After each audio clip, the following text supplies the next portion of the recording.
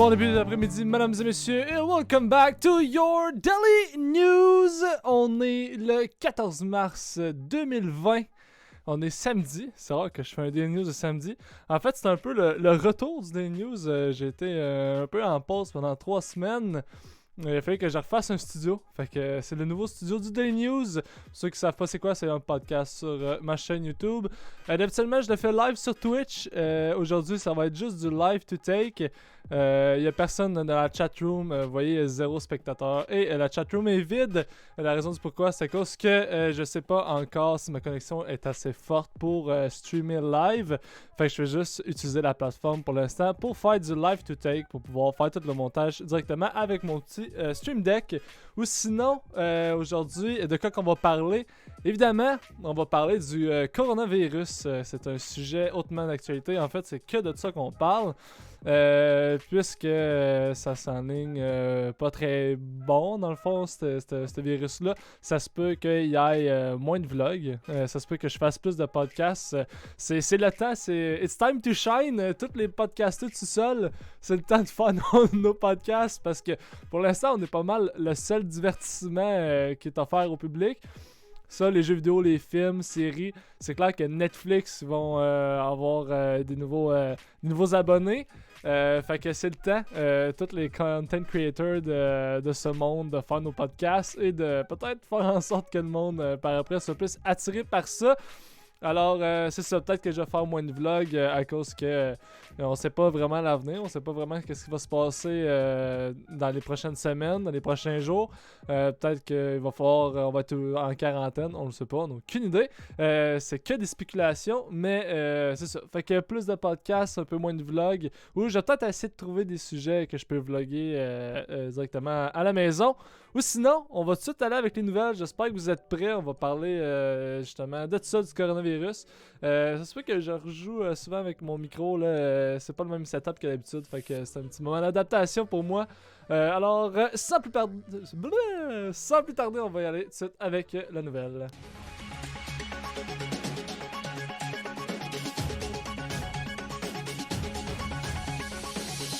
Breaking news! Alors, je vais tout de suite en profiter juste avant de commencer tout ça. Juste vous dire que plugger ma petite affaire. Le but d'avoir 1000 subscribers d'ici le 1er janvier 2021. Alors, n'hésitez pas à vous subscrire à ma chaîne YouTube. Vous allez pouvoir voir les podcasts, les vlogs et les futurs documentaires que je vais faire par rapport à XY sujet. Alors, sans plus tarder... La première nouvelle, en fait, c'est tout sur le même sujet, mais la première chose qu'on va parler par rapport à ça, c'est qu'il y a maintenant 21 personnes qui sont maintenant atteintes du coronavirus au Québec. Le bilan du nombre de cas du COVID-19 a grimpé à 21 au Québec, a fait savoir samedi matin le ministère de la Santé et des Services sociaux. C'est dans la région de Montréal qu'il y a le plus de cas, soit 8 devant la Montérégie, 6 l'Estrie 2 et les Laurentides 2. Chacune des régions suivantes n'a qu'un seul cas. Mauricie, centre du Québec, Chaudière-Appalaches et Lanaudière, 200 personnes infectées au Canada. Ce qu'il faut savoir, c'est qu'il y en a... en fait, c'est un virus mondial. Vous savez déjà un peu c'est quoi. J'ai pas vraiment besoin de vous l'expliquer. C'est un virus qui est mondial. Ça a commencé dans la Chine. La Chine a été les premiers à être touchés. Puis après ça s'est emmené jusqu'ici en passant par l'Italie, l'Europe en fait, et tous les autres pays. L'Italie qui sont en quarantaine depuis quelques jours maintenant. Monsieur Macron qui a fait un message à la nation. Donald Trump qui a décrété l'état d'urgence et le Canada qui ont Justin Trudeau. Justin Trudeau qui va se cacher dans sa maison. Ouais, il est parfait. Il est parfait. On va en parler un peu tantôt. On va passer au travers de plusieurs choses par rapport au coronavirus. Vous allez voir. Alors c'est ça, on est rendu à 21 cas au Québec. Il y en a qui disent qu'il ne faut pas vraiment s'inquiéter. Il y a deux écoles de pensée par rapport au coronavirus. Il y en a qui disent que les médias ils poussent ça à l'extrême. Puis il y en a qui ont vraiment juste la chienne. Au début, moi j'étais ceux qui pensaient que les médias en profitaient. Je trouvais que les médias, justement, il faut que ça soit vendeur, il faut qu'ils parlent du sujet qui va avoir plus de clics. Fait que je trouvais qu'il en profitait. Mais à un moment donné, quand c'est rendu que le gouvernement, quand c'est rendu que les gouvernements prennent action, c'est, à mon avis, c'est que c'est plus que les médias rendus là. C'est rendu vraiment nécessaire. C'est rendu une réalité qu'il faut faire face. J'ai pas nécessairement peur. J'ai pas allé au Costco aller acheter 70 boîtes de papier de toilette. Ouais, fait que je pense qu'on est pas mal rendu dedans, faut l'accepter. Puis qu'est-ce qui est difficile à croire, c'est que c'est un virus. En fait, c'est pour ça que le monde a de la difficulté à le croire, à mon avis, c'est que c'est un virus. On va prendre un exemple aux inondations l'année passée qu'il y a eu au Québec. Quand tu te fais inonder, mais tu vois l'eau monter, fait que tu vois, t'as une conséquence visible qui arrive devant toi. Tu vois l'eau qui monte, puis en est, il faut que tu sortes de chez toi à cause des inondations. Tandis qu'un virus, tu le vois pas. Ça se voit pas, ça se sent pas, ça se touche pas. Tu l'as ou tu l'as pas. Tu vas aller bien une journée, après ça, tu vas avoir de la fièvre, après ça, tu vas tousser. Après ça, tu t'en vas à l'hôpital, puis là, bam, t'as le virus. Fait que c'est pas quelque chose qu'on peut... qu'on a le contrôle, en fait. Puis c'est pas quelque chose qu'on peut apercevoir. Fait que c'est ce qui fait en sorte que le monde sont craintifs. Ben, ils sont pas craintifs, mais ils croyaient pas vraiment ça. Mais c'est une chose quand même à pas prendre à la légère, parce qu'une épidémie, c'est ce qui pourrait rendre le monde complètement fou. Vous allez le voir, ça avec Costco, il a envie des bonnes de ce temps-ci. Fait que c'est ça.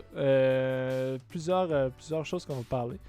À l'échelle du pays, environ 200 personnes sont atteintes de la COVID-19. C'est toujours en Ontario qu'il y a le plus grand nombre de cas, soit 101 cas, dont 5 guérisons. La Colombie-Britannique suit de près avec 64 cas. C'est aussi dans cette province où il y a eu le seul décès au pays. En revanche, 4 malades se sont rétablis. Au Québec, une page web a été lancée afin de tenir au courant la population du développement de l'épidémie dans la province. Alors, on est rendu avec 21 cas. Il y a un urgentologue qui a passé à Denis Lévesque.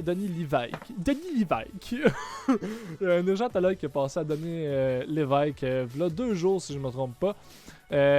Il voulait juste que le monde prenne conscience un peu de ce que c'était le coronavirus et de ne pas prendre ça à la légère. Il disait que à ce moment-là, je pense qu'on était à 3 cas. Il disait, tu sais, pour bien du monde, 3 cas, c'est pas gros, c'est pas justifiable pour toutes les actions qui sont commises présentement. Mais il disait, il y a 3 semaines, l'Italie, il y avait quasiment ça, 3 cas.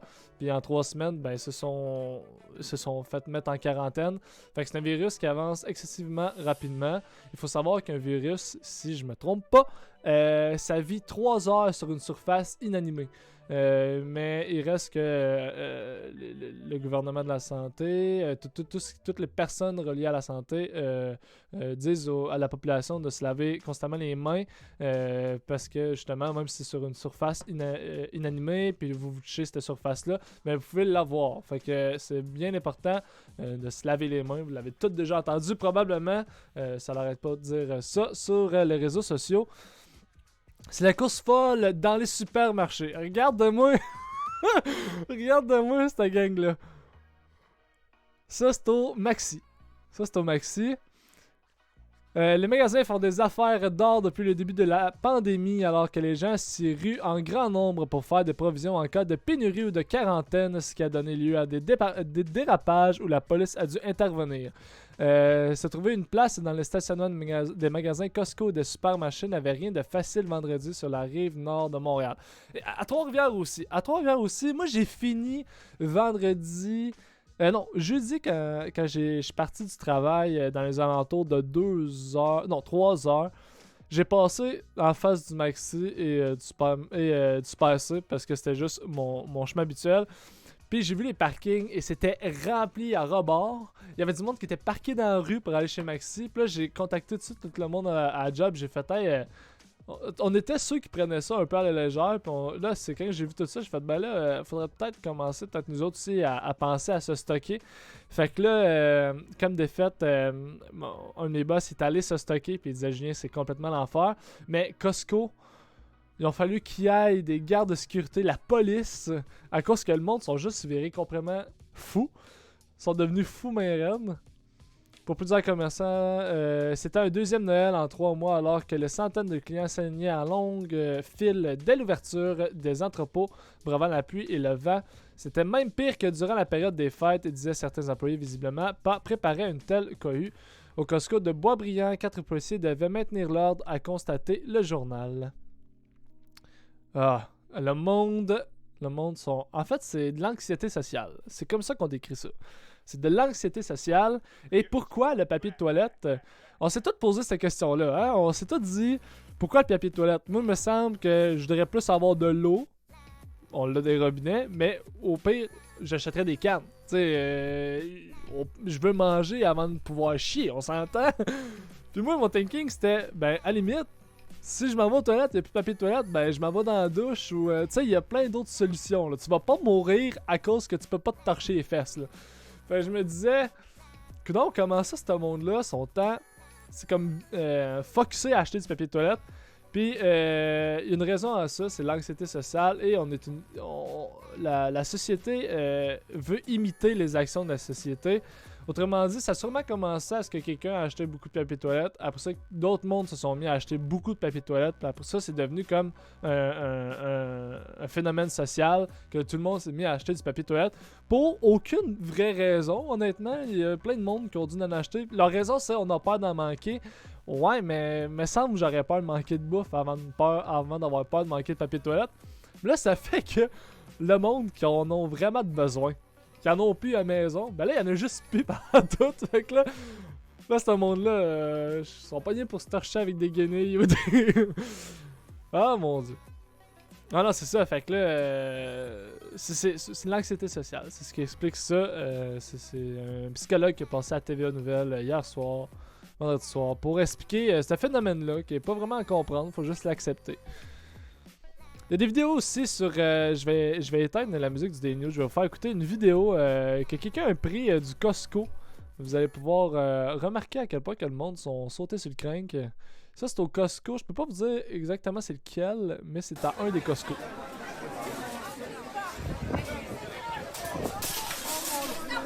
Madame! Hey! Victor! Tu rentres en dedans, tu rentres en dedans!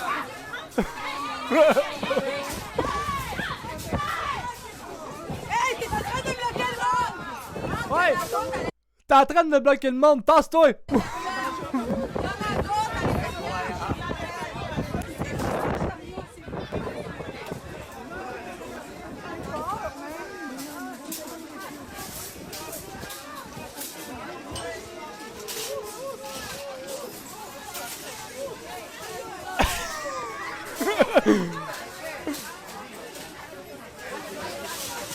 Regardez cette... Regardez cette madame-là! Ah, tassez-vous de là! Ah ouais, tasse-toi! Pas de temps à perdre, mais j'ai du papier de toilette à l'acheter. Ah mon Dieu, le monde sont fous ben raides. Ils ont peur, c'est la peur qui explique ça. Puis les médias aident pas. Évidemment, ça l'aide pas. On est prisonnier présentement des médias. C'est la seule façon qu'on peut être informé, comme depuis toujours. Mais là, présentement, tout le monde est en état de crise, qu'on pourrait dire. Fait que tout le monde est vulnérable à toutes les nouvelles. Tout le monde croit tout pour l'instant. Il y a pas même de monde qui sont objectifs, ils veulent tout croire. Puis, fait que ça fait en sorte que les médias peuvent vraiment... en même temps, eux autres, il faut qu'ils fassent attention à ce qu'ils disent. Parce qu'ils savent que s'ils en disent trop, ou s'ils comptent des menteries, le monde va juste virer fou. Juste hier, à TVA, il demandait un rappel au CAM, puis là, les médias se faisaient rassurants. C'est comme s'ils avaient remarqué par eux-mêmes qu'ils ont peut-être été trop intenses, ce qui fait en sorte que là, la société est en train de déraper un peu, là. Tu sais... On est en train de l'échapper, là. On est en train de l'échapper solide, là. Prochaine nouvelle, le chevreuil! Tiens, notre beau Justin Trudeau! Monsieur Plastique, Capitaine Blackface! Le chevreuil! C'est dans la crise qu'on... Ça, c'est Joseph Facal qui a fait cet article-là dans le Journal de Montréal. C'est dans la crise qu'on reconnaît un vrai chef, dit-on. Dans le cas de Justin Trudeau, pas besoin de crise, on savait déjà. Ce n'est pas un chef, c'est un acteur qui joue le rôle d'un chef. Bon, ça, ce commentaire-là, t'aurais pu le garder pour toi. T'es un journaliste, faut que tu sois objectif. Tu viens de faire une affirmation, c'est mauvais. Au Canada, il n'y a pas un système unique de santé, mais 10 systèmes provinciaux. François Legault assume donc ses responsabilités. On va en parler de François Legault, bien fier de notre premier ministre provincial. Il demande aux Québécois d'éviter tout déplacement non essentiel à l'étranger et impose des mesures concrètes et sévères chez nous. Si les systèmes de santé sont pour l'essentiel provinciaux, que peut faire Ottawa pour aider? Mieux contrôler nos frontières, évidemment, pour freiner l'entrée de gens infectés. Mais non! Pendant que Legault et les siens se démènent, Ottawa laisse celle des étrangers entrer librement et se promener à leur guise. Et ça, à mon avis, c'est un petit problème. Déjà, quand il n'y avait pas la crise, on avait déjà de la difficulté à gérer le monde qui allait rentrer dans notre pays. Justement, hier à TVA, il y a Yves Poirier, je me trompe pas. Je pense que c'est lui. Qui a interrogé des immigrants, justement. Il disait est-ce que vous avez subi des tests? Puis le monde disait non. Puis il disait que le monde se sentait peu préoccupé par ça. À mon avis, c'est un danger pour notre pays. Pour le moment, on a déjà de la misère à gérer ça quand que tout va bien. Maintenant, en temps de crise, qu'on pourrait dire, à mon avis, on devrait restreindre l'entrée au Canada. Commencer par gérer notre noyau. Après ça, continuer à gérer le reste. Justin Trudeau, sa femme, elle a été infectée par le COVID-19. Lui, il s'est placé en quarantaine. Ça, c'est le premier ministre du Canada. Il n'a pas voulu, je pense, passer le test, qui est un petit peu suspicieux. Et il s'est placé en quarantaine. Il n'a pas voulu passer le test, si je ne me trompe pas. Et il dit qu'il gère le pays de sa maison avec son computer Apple. On a vu une photo de lui qui gérait. Il reste que tu peux pas être autant efficace. Et on s'entend que... Moi, mon avis, là, c'est qu'il y a eu la chienne. Il sait pas comment gérer ça. Il s'est caché chez eux. Puis peut-être c'est pas vrai, mais il reste que t'es un leader. Puis le message que ça donne à tout le monde, ben c'est ça. Tu sais, la défaite est facile. C'est peut-être vrai, là. C'est peut-être bien vrai, là. Mais la défaite est facile de dire... non, que dire que je me place en quarantaine, c'est pour mon bien. Sa femme est vraiment atteinte du COVID-19, par exemple. Mais lui, il aurait pu, par exemple, dire ben garde, tu restes à la maison. Moi, j'ai un pays à gérer. J'ai une crise à gérer. Et non, finalement, il a décidé de se réfugier dans sa maison. Ce qui fait pas de lui une personne aimée pour l'instant. Il y a plusieurs personnes sur les réseaux sociaux justement qui lâchent leurs commentaires par rapport à ça. Je suis de mauvaise foi, diront certains. Avant les paroles creusées d'hier, Justin avait agi. Il avait créé un comité de coordination dont fait partie Mélanie Joly. Puissant, hein? Legault a retenu la leçon de Lucien Bouchard pendant la crise du verglas de 1998, infiniment moins grave, rassuré en étant transparent, précis, présent, proche de son monde. Justin Trudeau, lui, fait penser à un chevreuil tétanisé par le camion qui arrive. Le Canada est gouverné par Bambi. Bon, ben, c'est pas tant un bon article, on va se le dire. Il est pas tant objectif, là, Joseph Facal. Il donne son opinion, c'est correct, mais... Ce que j'aime pas, c'est que ça pousse pas à la réflexion, là. C'est que des affirmations, son article. Fait que là, quelqu'un qui va lire ça va pas essayer d'être objectif et essayer de comprendre. Il amène son lecteur dans une seule direction, ce qui est pas vraiment bon comme journaliste à mon avis. Mais bref, fait que Justin Trudeau, c'est sûr que c'est de valeur, c'est décevant quand t'as un premier ministre qui agit de la sorte dans une situation de la sorte. Prochaine nouvelle, mesdames et messieurs. Prochaine nouvelle, théorie du complot sur la COVID-19. Washington convoque l'ambassadeur de Chine. Eh oui, déjà, la théorie du complot est déjà sortie. Washington a convoqué vendredi l'ambassadeur de Chine aux États-Unis après qu'un responsable chinois a relayé une théorie du complot selon laquelle l'armée américaine pourrait avoir introduit le nouveau coronavirus à Wuhan, d'où est partie l'épidémie. Propager des théories du complot est dangereux et ridicule. Nous avons voulu avertir le gouvernement chinois que nous ne le tolérerons pas pour le bien du peuple chinois et celui du monde, a indiqué un responsable du département d'État. La Chine cherche à détourner les critiques sur son rôle dans le but de cette pandémie mondiale sans informer le monde, a ajouté le responsable. Un porte-parole du ministère chinois des Affaires étrangères, Zhao Lijin, a laissé entendre jeudi soir sur Twitter que l'armée américaine aurait introduit le virus de Wuhan, où la plupart des scientifiques s'accordent à dire que l'épidémie a commencé en décembre. Ah, fait que ça fait quand même un bout dans le fond, là. Ça fait 3 mois. Interrogé à ce sujet par un journaliste, Donald Trump a assuré vendredi que la première phase d'un accord commercial crucial entre les États-Unis et la Chine ne partirait pas de ces rumeurs. Ils savent d'où ils viennent, le virus, nous savons tous d'où ils viennent. A-t-il ajouté, en balayant également la thèse avancée par M. Zhao. Ça, c'était évident que ça allait sortir. Là, le monde qui sont tous qui veulent tout croire aux théories du complot, c'était évident que ça allait sortir. Et il faut faire attention parce que souvent, là, c'est comme un cas de crise mondiale, on pourrait l'écrire. Fait que ça fait en sorte que le monde, faut pas oublier qu'il faut penser. Là. Avant d'agir, là, faut vraiment pas oublier qu'il faut penser. Puis ça pourrait facilement dégénérer. Et faut faire confiance à nos leaders mondiaux, mais il faut que ceux-ci, faut qu'ils pensent à ce qu'ils vont dire. Là. C'est pas rien. Là. Dans une crise du genre, là, la bourse est en train de crasher, l'économie mondiale, ça va pas super bien, le gaz est en bas d'une pièce. Les supermarchés disent qu'ils n'ont pas de difficulté à fournir, mais peut-être que dans 2 semaines, ils vont avoir de la difficulté à fournir.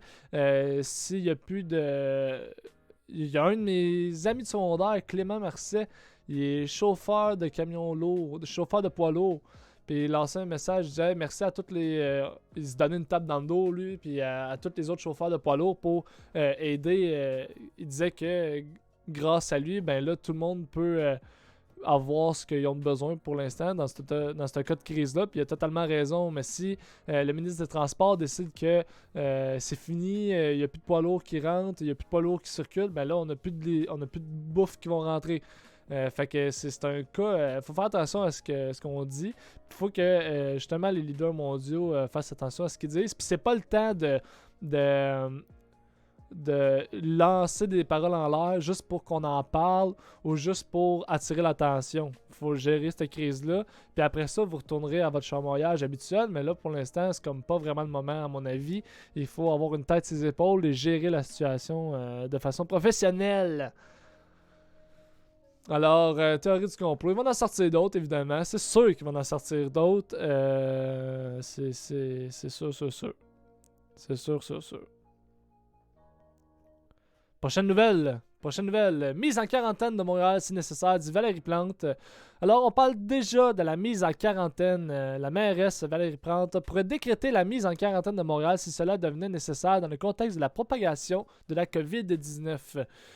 Si Montréal tombe en quarantaine, la province tombe en quarantaine, c'est sûr. Elle parlait déjà peut-être de fermer le métro de Montréal à cause qu'il y avait eu un cas d'une personne qui venait d'atterrir à l'aéroport Pierre-Elliott-Trudeau, qui a pris le métro et par la suite, il a infecté plusieurs personnes. Fait que là, c'était le ministère des Transports. Il y a eu une enquête à voir toutes les caméras, qui avait possiblement été en contact avec cette personne-là. Ils ont tous été appelés pour suivre les tests. Fait que là, à partir de ce moment-là, ils ont fait OK, c'est un virus qui se propage facilement. C'est à ne pas prendre à la légère. Alors, la mise en quarantaine, c'est sûr que c'est pas impossible. Est-ce que ça va arriver? Je peux pas vous le dire, on le sait pas, mais c'est pas impossible. L'Italie est présentement en mise en quarantaine. J'ai des amis qui ont des parents en Europe et contactent souvent leurs parents pour savoir comment ça se passe de jour en jour. Fait que c'est sûr que c'est pas une possibilité à écarter. Est-ce que ça va arriver? Je le sais pas. Je suis pas dans la tête de François Legault. Mais c'est pas impossible. Puis c'est un peu pourquoi je pense que le monde veut se préparer autant. Pourquoi que le monde va autant au supermarché. C'est au cas que justement il arrive la mise en quarantaine. Ben, le monde va avoir du stock. Ils vont savoir stocker. Mais ouais. C'est drôle de situation. Prochaine nouvelle.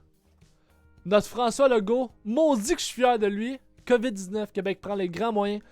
Maudit que je suis fier de notre premier ministre du Québec. Pour vrai, là, point de presse du premier ministre François Legault avec le ministre de la Santé et des Services sociaux, Stéphane Bordelot. Dans le but de ralentir la propagation de la maladie, le premier ministre François Legault demande à toutes les personnes qui reviennent de l'étranger ou qui ont des symptômes s'apparentant à la grippe de se placer en isolement pour une période de 14 jours. Ce que le gouvernement fédéral ne fait pas, je crois. Toutes les personnes qui reviennent de tous les pays étrangers, je vous demande de vous mettre en isolement pour 14 jours.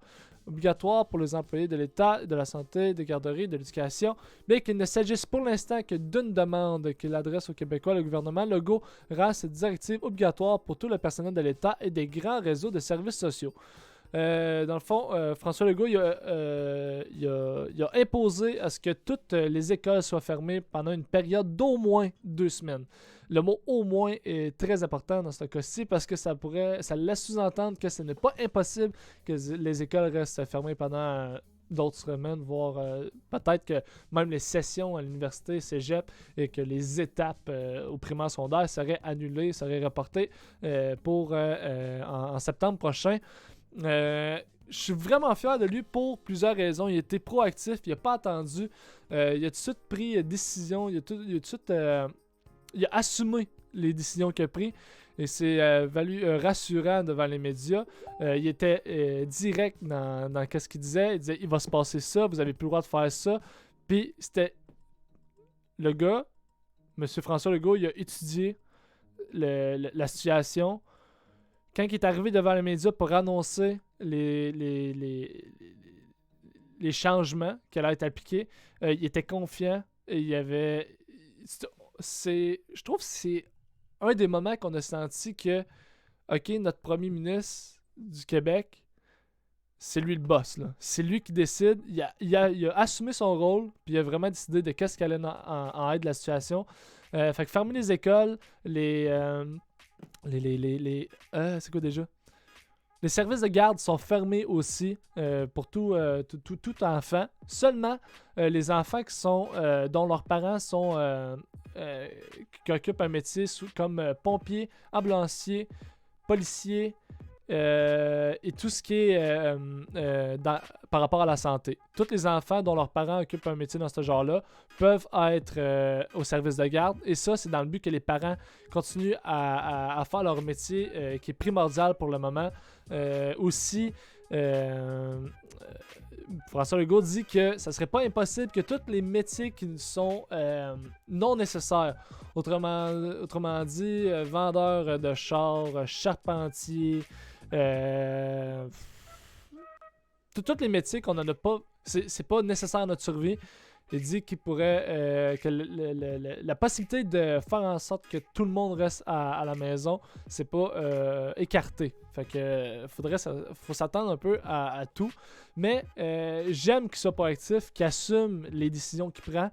Certaines critiques parce qu'ils disent qu'il est un peu trop intense, mais en même temps, ça doit être le pire moment pour être politicien pour la simple et bonne raison que dans ce moment-ci, peu importe la décision que François Legault va prendre, il va être appuyé ou le monde va être contre ses décisions. Il y en a qui vont dire qu'il est trop intense, puis d'autres qui vont dire qu'il est juste correct. Moi, je trouve que c'est correct. Ça serait pas mieux si, exemple, il décidait de rien faire ou de prendre ça mollo, prendre ça cool. Puis là, finalement, après ça, le monde nous dit ben là, t'arrives pu faire de quoi, il est trop tard. Puis, fait que tu sais, François Legault présentement est en l'arbre puis l'écorce, mais même dans cette position-là, il assume ses décisions, puis c'est qu'est-ce qui est important. Comme ça, nous autres, moi j'ai le feeling d'être en sécurité parce que je trouve que il est d'aplomb, puis il assume ses décisions vraiment, puis c'est des bonnes décisions à mon avis. Il va lentement. Ça y va en progression, évidemment, par rapport à comment que l'épidémie avance. Mais je suis vraiment fier de comment il agit. La Chambre des communes aussi qui est fermée. Bref, tous les services publics, que ce soit les bibliothèques, là j'ai juste cet exemple-là, mais elles sont toutes fermées aussi dans la plupart des villes. Puis comment qu'on va réussir à arrêter cette épidémie-là, ça va être justement en respectant les consignes, puis sais, en ne prenant pas ça à la légère. Tu sais, il reste qu'il y a des scientifiques qui l'étudient, ce virus-là. Faut les croire. Fait que... on peut au pire, on va avoir toutes 2 semaines de vacances, puis on va prendre ça mollo pendant 2 semaines. Mais ouais, fait que c'est ça, le COVID-19, le coronavirus qui est d'actualité. Il y a il y a des petites nouvelles qui ont essayé de faire surface. Bill Gates qui aurait quitté Microsoft, mais personne n'en parle parce que pour l'instant c'est juste le COVID-19 qui est intéressant. Les médias vendent en fait ce qui est intéressant, tout comme moi en fait, là, j'étais un média indépendant on pourrait dire. Je vends ce que le monde sait qu'ils vont vouloir regarder et ce qui est d'actualité, fait qu'évidemment j'en ai en parlé aujourd'hui du coronavirus et peut-être qu'on va revenir à la normale dans les prochaines semaines, qu'on va parler de sujets totalement inintéressants aux nouvelles. Comme quelqu'un qui arrose sa plante pendant 2 ans puis qui se rend compte que est juste c'est une plante en plastique, que tout le monde se dit on s'entorche de cette nouvelle là mais que TVA en parle pareil. Mais ouais, fait que le coronavirus, on va suivre ça. D'habitude je faisais un daily news à chaque semaine, c'était le lundi. On risque d'en faire un petit peu plus et comme je vous dis, je vais essayer de trouver une façon pour intégrer les vlogs à la maison. J'avais déjà des sujets d'intégrer dans mon cellulaire, de backup si jamais, justement, pas qu'elle allait arriver quoi du genre, mais exemple que j'allais être serré dans le temps ou bref. J'avais des sujets en backup, fait que je vais regarder si je peux en faire quelques-uns à la maison pour continuer à vous offrir du contenu sur YouTube, parce que pour l'instant, c'est pas mal la seule chose qui est divertissant. Moi, je pense, la première personne que j'ai pensé qu'elle allait copier, c'est niaiseux, mais c'est les restaurants. Parce que ça a commencé mollo jeudi avec tous les sports professionnels. La NBA, on dit qu'il allait fermer les portes. Après ça, la NHL ont suivi, la MLB, la MLS. Il y a juste la MMA qui ont décidé qu'elle allait continuer. Puis là, après ça, ça s'est chamboulé, ça a fait effet domino. Puis là, après ça, moi, je pensais aux restaurateurs. Je me disais, sacrifice. Seulement quand tu vas voir des spectacles, comme des spectacles d'humour, des spectacles de musique, avant tu vas aller souper, là je me disais les restaurateurs ils doivent être découragés, puis là c'est justement ça, là on vit la conséquence en direct, là, on est dedans en fait, là, mais il va évidemment avoir des conséquences, même quand le coronavirus va s'en aller, puis que ça va être résolu ce problème-là, il va évidemment avoir des conséquences par la suite. Je suis curieux de voir ça de quoi les conséquences. Et je pense qu'on n'a pas fini d'écoper, mais il faut voir le bon côté des choses. On est tous présentement en santé. Et c'est ce qui est le plus important. Alors sur ce, je vous remercie d'avoir écouté le Daily News qui était live to take aujourd'hui. Je vais voir peut-être que dans les prochains jours, je vais peut-être le mettre live sur Twitch. Il faut que je regarde ma connexion internet, voir si tout va être correct. Sur ce, je vous remercie d'avoir écouté le Daily News. On se revoit très prochainement, peut-être même demain. Je peux pas vous dire d'heure présentement. Là, je vais penser à ça durant le reste de la journée. Je vous remercie d'avoir regardé le Daily News. Je vous invite à liker la chaîne YouTube pour avoir 1000 subscribers sur ma chaîne d'ici le 1er janvier 2021. Et sur ce, see ya tout le monde! Ah salut, c'est encore moi, je sais que le Daily News est terminé, je vais juste prendre quelques instants pour te remercier d'avoir écouté le show d'aujourd'hui. Puis si jamais tu veux écouter de plus en plus de mes projets que je fais, tu vas juste aller sur YouTube pour voir mes vlogs, mes documentaires. Si jamais tu veux participer au show du Daily News, parce que oui, tu peux participer au show du Daily News, tu as juste à m'écouter live sur Twitch. Si tu veux m'encourager dans mes projets, que ce soit en me donnant un petit peu d'argent, c'est-à-dire 2$, 4$, 8$, tu as juste à aller sur Patreon. Puis si tu veux me voir comme une Insta-babe, tu as juste à me suivre sur Instagram. Allez, merci tout le monde, on se revoit pour un prochain épisode du Daily News. À la prochaine et ciao bye!